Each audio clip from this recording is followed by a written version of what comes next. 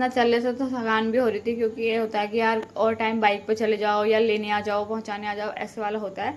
तो आप बहुत टाइम बाद चल रहे थे तो थकान भी लग रही थी। और यहाँ को देखो, यहाँ पर सूरज देवता जाने की तैयारी में थे और काफ़ी अच्छा सा मौसम हो रहा था। यहाँ को ना बहुत सुंदर बहुत हरा भरा यहाँ को लग रहा था और सुंदर से बादल दिख रहे थे। इसके पीछे साइड ना फिर गोला आ जाती है, मतलब बहुत अंदर को जाके। तो अभी यहाँ पर ना ज़्यादा मकान वकान बने नहीं है, तो यहाँ पर हरा भरा है। तो उसके बाद हमने आके एक दो रील बनाई, तो मौसम थोड़ा सा फिर ये होता डार्क मौसम हो गया था, मतलब अंधेरा अंधेरा सा होने लग गया था। तो रील तो हमने ऐसे में बना ली, ज़्यादा अच्छी बनी नहीं, एक दो ही बनाई। तो आप लोग बताओ मैंने कौन से गाने पर रील बनाई। वैसे मैंने रील पोस्ट कर दी है, आप लोगों ने देख लिया होगा। कमेंट करके बताओ, जिसका कमेंट सही होगा उसको मैं कमेंट में जवाब दूंगी। तो उसके बाद हो चुकी थी शाम, और यहाँ पर कन्नू को ना मौसम में आने के बाद ना इसको बहुत चीज़ें चटर पटर खाने को मिल जाती है। रूम में तो मैं लाती नहीं, अगर कोई ला गया तो ही देती हूँ, नहीं तो ज़्यादा। तो उसके बाद मैंने कर दिया था एक बड़ा सा कांड। मैं कहती है चाकू तीखा नहीं हो रहा, तीखा नहीं हो रहा है। तो सतीश ने मेरा हाथ काट दिया, पता है। जब मैं पहले दिन आई उस दिन इसने मेरी खूब खातिरदारी करी, लेकिन अब रोज रोज मेहमानदारी भी सही है ना, फिर काम करना करवाना ही पड़ता है, करना ही पड़ता है। तो उसके बाद करने लगी थी दिया बत्ती। और अभी नई नई गृहस्थी में घुसे हैं ना, तो ज़्यादा तमीज़ नहीं है। और देखो एक चीज़ मुझे पता चली कि ये क्या कहते हैं, ये बनी बनाई बत्तियां भी मार्केट में मिलती है करके। मुझे तो यही था कि यहाँ रुई मिलती है। उसके बाद इसने सर में दुपट्टा रखा था, फिर मैंने इसके सर पर फेंका दुपट्टा।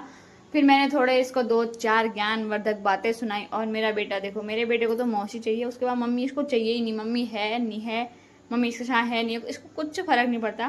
तो अपने मौसी के संगे चिपका था। फिर उसके बाद क्योंकि वो फ़ोन देती है, उसको खाने की चीज़ें देती है, तो इसको मेरे से ज़्यादा मतलब नहीं रहता। अगर मैं इसको पूरे दिन भी इसके पास छोड़ के जाऊँ तो ये रह लेता है।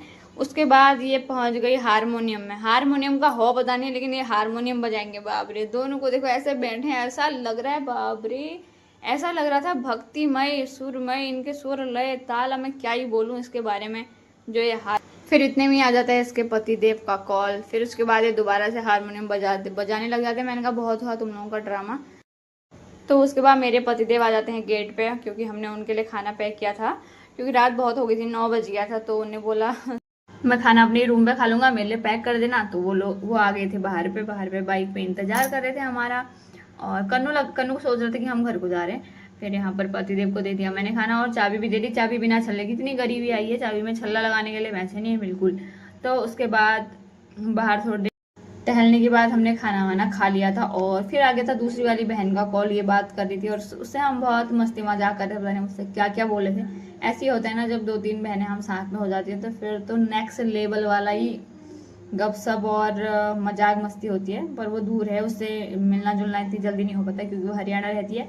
6 महीने या साल भर में उससे मुलाकात होती है, जब वो कभी घर आती है तभी होती है। तो उसके बाद इसने बनाया था हलवा। दिन